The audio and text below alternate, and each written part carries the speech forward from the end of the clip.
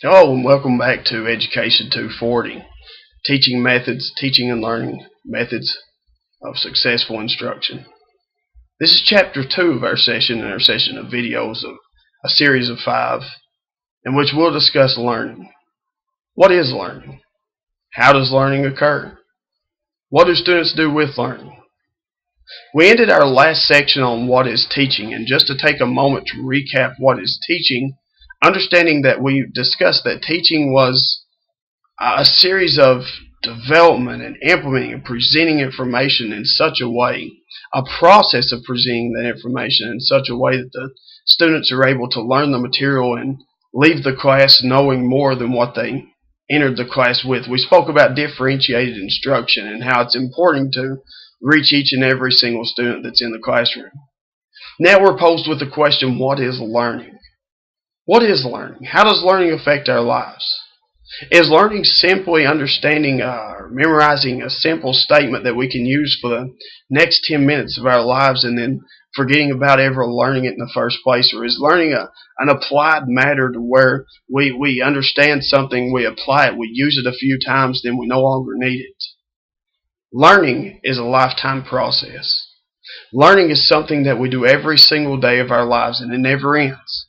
We're inspired by so many teachers, by so many people, by so many parents, grandparents, cousins, nephews, aunts, uncles, and friends and relatives in the community. We're inspired to learn and achieve. Through learning the ability to help us achieve what we need to achieve and what we want to obtain our success. Learning defines our success in our life. Learning is something that we must grasp hold on and apply to our lives. Throughout this course, you will hear the words understand and apply used several times. And the reason for this is because without that implication, without that application of the knowledge and wisdom that we can learn in our lifetimes, without applying that to our lives, it becomes useless information. We must always understand that with the learning, with what we carry with ourselves, with what we are instructed, with what we gather and obtain, in order to truly learn it, we must apply it to our lives. Once being applied to our lives, we're able to successfully put this to good use, successfully put this to a use in which advantages and compromises and adventures and excitement can occur in our lives. Now let's take a moment to look at our students in our classroom. Learning. Johnny, who sits in the third row in the fourth seat, is instant on being learned. He enjoys school. He enjoys coming. He enjoys your class. Suppose you're an algebra teacher and you're teaching about exponential polynomials. Up to this point, Johnny has always done well in your class and always enjoyed your class. He's passed every single class. Whereas Joyce, who sits in the first row in the second seat, has struggled every single day just to survive passing your class with a C. But something happens along the way. Johnny and Joyce both graduate high school, go off to a nice 4-year liberal arts college. And in that college, they begin to be taking college 101 math, algebra, calculus.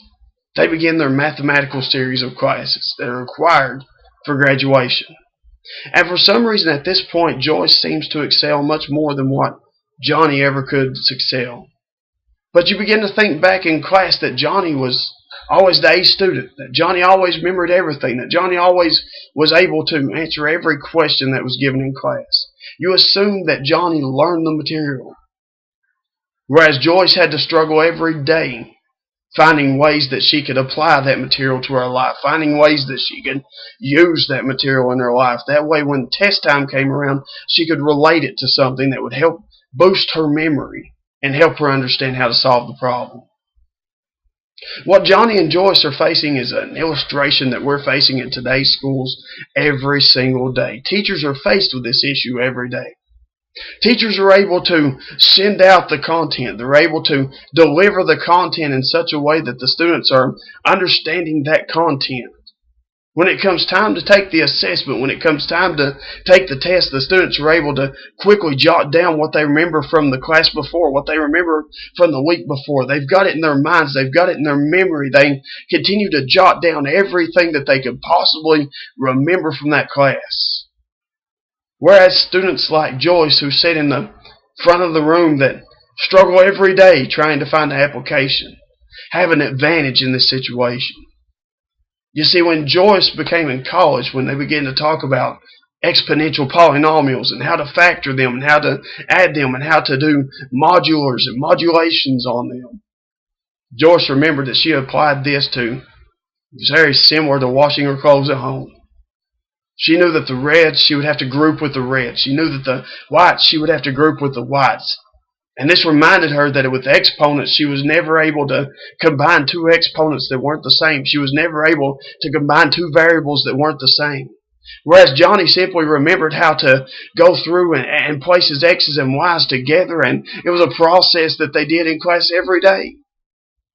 But because Joyce applied this to her life, even though she struggled just making seats, she retained and she recalled that information. She learned that information because she had applied that information to her life. Not all students are learning in today's schools. Not all students are surviving in today's schools. There are many, many 4.0s, 3.8s, 3.6s, 3.5s, A students that are in our classrooms.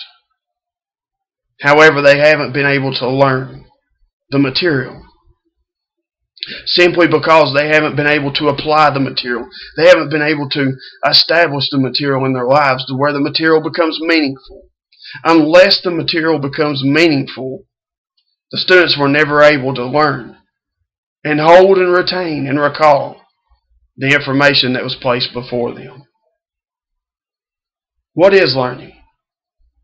Learning is when you are presented with knowledge, when you are presented with wisdom, when you are presented with instruction. You're able to not only just grasp that for the time being, but you're able to apply that to something that you do every single day in your life. And not only does it make your life better, but it will make your life more efficient and more effective in the processes and the activities that you do every single day. What is learning? Learning is being able to absorb information that you're going to use every single day. We begin to think about a computer system. Computer systems are always ever learning. Some folks will tell you that artificial intelligence can't learn. But every time you click a file save button, that computer stores that application into some application file in which it's able to always remember and recall it. Whether it belongs to the file 1.01 or it belongs to the file 0.01 or 1.0001. In any binary system, if it correlates, it applies. It's an application, and it always remembers applications. But we in our school systems now, we're simply applying these to short-term memory. And when that short-term memory comes along, it's a simple stash, and then it goes to the recycling bin to empty out. Forever lost. Learning information means you'll use the information. You'll have the information. You'll use the information. And it will last with you forever. I've enjoyed seeing you in this chapter, and I look forward to seeing you into our third chapter, which is entitled Motivation and Motivating the